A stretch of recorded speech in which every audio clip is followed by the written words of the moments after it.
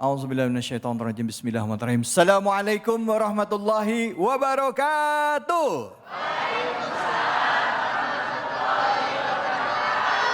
Ibu-ibu gimana kabarnya, sehat? Bapak-bapak sehat, Pak? Oh, bapak-bapaknya sehatnya, alhamdulillah. Pemirsa juga kita harapin semuanya sehat ya. Alhamdulillah hari ini kita ketemu silaturahim dalam program yang sangat dinanti-nantikan setiap akhir pekan, yaitu Cahaya Hati Indonesia. Dan tentunya mari pertama-tama kita panjatkan puji syukur atas kehadirat Allah Subhanahu wa taala. Tidak lupa kita berikan salawat dan salam kita kepada junjungan kita Nabi besar Muhammad sallallahu alaihi wasallam, serta keluarga, sahabat dan umat yang setia hingga akhir zaman. Ibu-ibu, Bu, pernah ditipu orang enggak? Pernah? Kok pernahnya? Pernah. Pernah enggak? Gimana rasanya? Sakitnya tuh di mana? Sakitnya tuh di sini. Hari ini kita bakal ngebahas tentang gimana rasanya ditipu orang dan bagaimana ngatasin perasaannya. Ini nipu macam-macam ya Bu ya. Ditipu sama temen, ya pernah? Ditipu sama keluarga, ditipu suami pernah nggak? Nggak pernah. Tapi kok ada yang sambil nyubit sih? Nah, untuk bahas tema ini hadir bersama kita guru-guru kita yang sudah hadir dari tadi dan siap untuk membagikan ilmunya. Mari kita berikan salam hormat dan takzim saya untuk Ustadz Hasan Kosasi. Assalamualaikum warahmatullahi wabarakatuh, Ustadz. Waalaikumsalam warahmatullahi wabarakatuh. Sehat, Ustadz? Alhamdulillah. Ya Allah, ijo-ijo di kebun. Cakep. Cakep, nggak tahu udah lanjutin Ustadz. Sebelah Ustadz Hasan Kosasi ada Ustadz Yusuf Baihaqi. Assalamualaikum warahmatullahi wabarakatuh, Ustadz. Waalaikumsalam warahmatullahi Insya Allah, Ustadz tenang mengenai pembawaan Ustadz ya Bu ya. Iya, udah nikah ya Ustadz ya? Alhamdulillah. Udah nggak bisa Bu jadi mantu Bu ya. Sebelah Ustadz Yusuf Baihaqi sudah ada Kiai Haji Soleh Sofyan. Assalamualaikum warahmatullahi wabarakatuh Kiai. Waalaikumsalam warahmatullahi wabarakatuh. Kefaluk Kiai. Alhamdulillah. Alhamdulillah ya Allah. Ustadz nih diam-diam menghanyutkan ini. Baju merah. Ya baju merah. Lagi terkenal. Baju Merah. Cakep. Apa pantunnya Kiai nggak ada? Enggak, kucing kurus mandi di papan. Cakep. Biar nggak kurus wajah tetap tampan. Ya salah. Baik, ibu-ibu, bapak-bapak, pemirsa iNews di mana saja Anda berada, itu tadi guru-guru kita yang sudah hadir bagikan ilmunya insya Allah. Tapi sebelumnya, yuk sama-sama kita lihat tayangan berikut ini.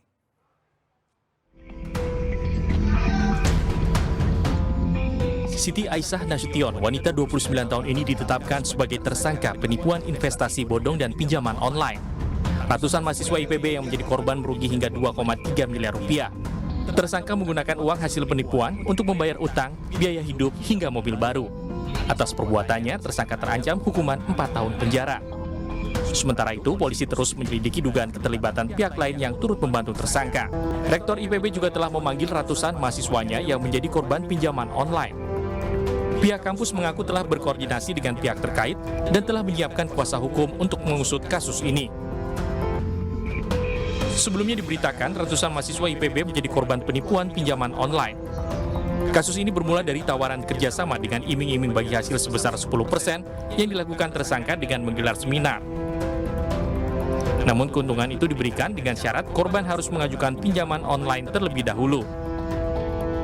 Alih-alih mendapat keuntungan, para korban justru dihadapkan dengan tagihan pinjol hingga dikejar-kejar oleh debt collector. Dari Bogor, Jawa Barat, Tim Liputan iNews melaporkan.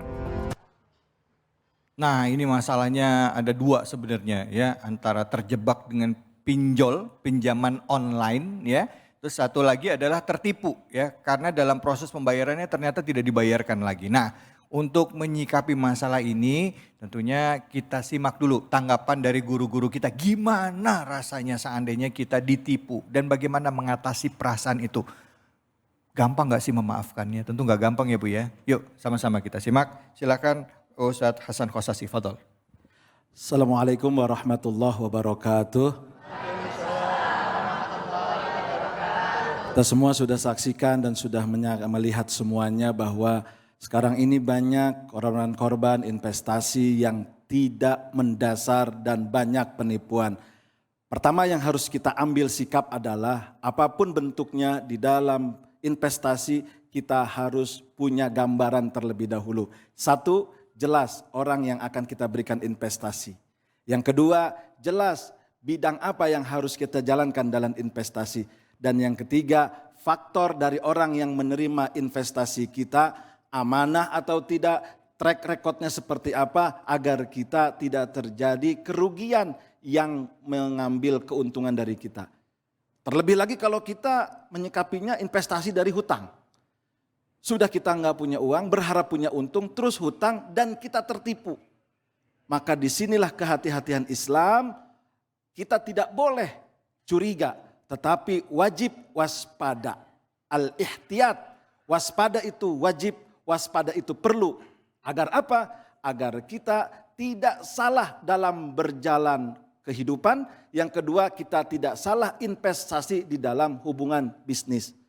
Karena kalau tadi melihat tayangan itu menyisakan hutang yang begitu besar, apalagi ada iming-iming ketika kita ingin berinvestasi, lalu kita harus ngutang dulu. Nah ini gak logis.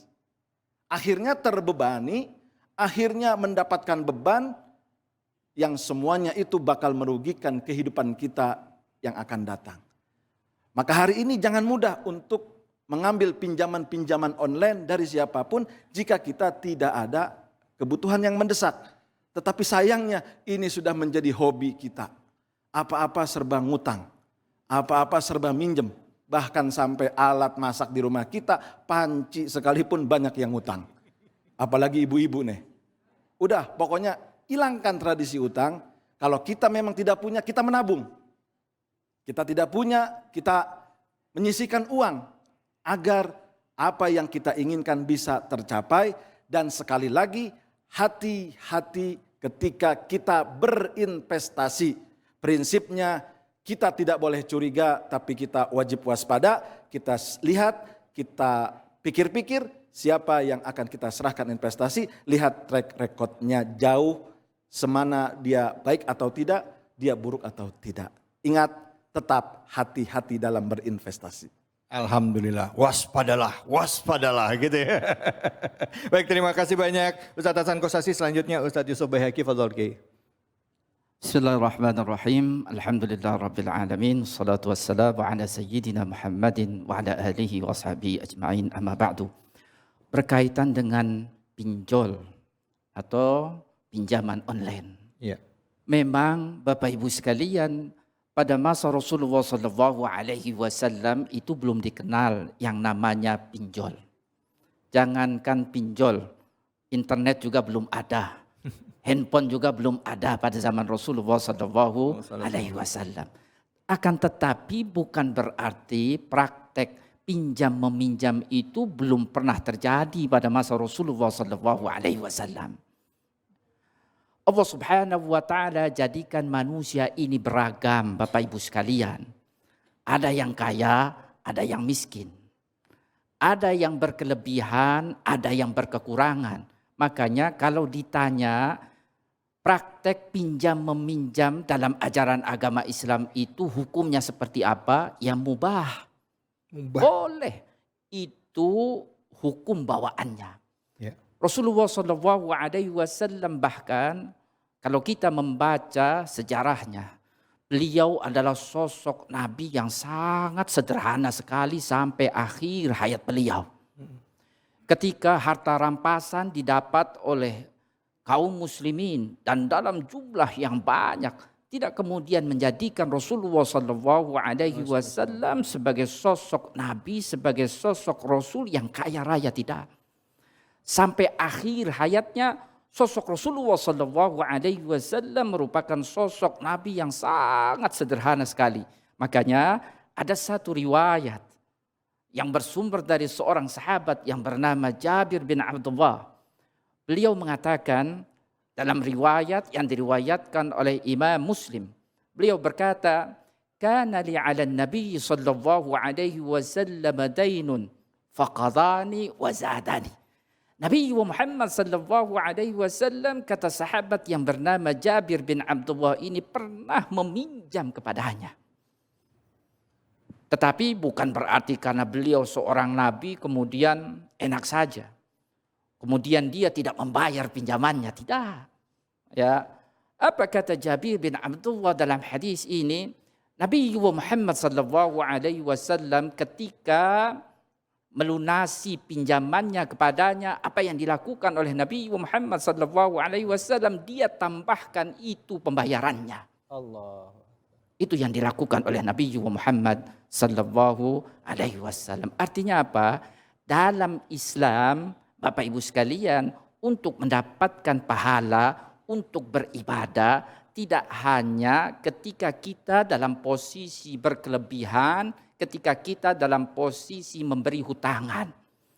Bahkan dalam posisi kita sebagai orang yang menghutang, dimungkinkan bagi kita untuk berbuat baik, dimungkinkan bagi kita untuk juga beribadah dalam bentuk sebagaimana yang dilakukan oleh baginda Rasulullah sallallahu alaihi wasallam. Ketika membayar, beliau tambahkan. Nah, jadi Bapak Ibu sekalian, ya dalam Islam sebagaimana dimungkinkan orang untuk beribadah dalam posisi dia sebagai penghutang, lebih-lebih lagi dalam posisi ketika dia sebagai pemberi hutangan. Kita baca firman Allah Subhanahu wa taala di ayat 11 dalam surat Al-Hadid. Man dzalladzi yuqridu Allaha qardan hasana fayudha'ifahu lahu wa lahu ajrun karim. Barang siapa yang mau memberi hutangan kepada Allah, tentunya maknanya bukan dalam artian yang sebenarnya. Memberi hutangan kepada Allah dalam bentuk memberi pinjaman yang baik kepada saudaranya yang membutuhkan. Demikian Bapak Ibu sekalian. Masya Allah Ustaz. Ibu-ibu sampai terkesima ya Bu ya. Jadi adabnya dalam berhutang dijelaskan sama Ustaz tadi. Boleh, bahkan Rasulullah pun berhutang, tapi adabnya setelah membayar hutang itu melebihkan. Utangnya 1 dilebihin bayarnya. 1 juta misalnya jadi 1.200.000. Di sini ada nggak kayak gitu orangnya Bu? Ada nggak? Ada nggak? Atau banyak yang nggak bayar hutangnya? Masya Allah. Baik. Kita lanjut lagi. Silakan Kiai, Fadol Kiai. Kiai Soleh Sofyan, Fadol. Bismillahirrahmanirrahim. Rasulullah SAW bersabda di dalam hadis Hasan riwayat Abu Nuaim, ad-dainu syainuddin. Hutang itu adalah cacat agama. Kenapa Rasulullah mengatakan hutang itu cacat agama? Karena dalam perspektif kehidupan, hutang dilakukan ketika dalam kondisi terpaksa. Kondisi terpaksa. Sementara orang yang memberikan hutang adalah amal yang baik dan terbaik. Maka dalam porsi bertransaksi ketika dia berhutang, jangan pernah dalam otak kita menggunakan transaksi itu dalam tujuan mendapatkan keuntungan yang besar, termasuk ketika menghutangi. Banyak kisah yang terjadi bahwa ternyata ketika orang yang berhutang itu mengalami problem yang luar biasa. Tadi sudah kita lihat, ada mahasiswa berhutang pinjol. Makhluk apa ini Mas David? Pinjol, pinjaman online. Tujuannya untuk berdagang. Ini kan problem yang luar biasa. Kalau toh Anda mau lakukan transaksi yang bernama tijarah, boleh melakukan saling berbagi keuntungan dengan saya pasang modal, Anda yang mengelola atau yang lainnya, mudharabah atau murabahah. Musyarakah juga bisa ya? Yes, musyarakah. Tetapi kemudian yang dilakukannya adalah pinjam dari pihak ketiga untuk melakukan perdagangan kepada pihak yang lainnya. Andai kan melalui problem yang besar, maka akan jadi kerugian yang luar biasa. Rugi kepada orang yang dipinjamkan, rugi pada diri kita, rugi dalam proses perdagangan. Lalu bagaimana untuk mengatasi ini Ustaz? Untuk mengatasi supaya tidak cacat pada agama, hidup sederhana. Setuju? Setuju. Setuju? Setuju. Pakai bedak jangan tebel-tebel. Iya, iya, iya, iya. Kerudung jangan banyak-banyak, secukupnya. Seragam nggak usah terlalu banyak. Hidup sederhana. Kemudian yang kedua, kalau Anda pingin lepas dari pinjol adalah mulai qanaah. Apa itu qanaah? Qanaah itu adalah melakukan apa yang dia lakukan dengan basic dasarnya adalah Allah ridho, agama ridho, kemudian Rasulullah ridho. Dari rangkuman kedua itu akan muncul syukur. Apa itu syukur? Allah bahagia dengan apa yang kita lakukan. Lepas pinjol berarti kembali kepada aturan Allah. Terima kasih. Alhamdulillah, terima kasih banyak guru-guru kita yang sudah membagikan ilmunya pada kesempatan kali ini. Ibu, jadi gimana kesimpulannya, Bu? Hidup itu nggak boleh maksain, hidup harus bersyukur dapat satu, alhamdulillah. Jangan udah dapat satu pengen dua, udah dua pengen tiga, tiga pengen empat. Oh, Ibu kenapa nengok ke bapaknya itu? Baik, kita akan lanjutkan lagi. Tema kita ya sebenarnya adalah bagaimana caranya kita mengambil hikmah pada saat kita ditipu oleh orang. Ya. Buat Anda yang baru bergabung, jangan kemana-mana. Kita akan kembali lagi tetap di sini. Di mana? Di Cahaya Hati Indonesia.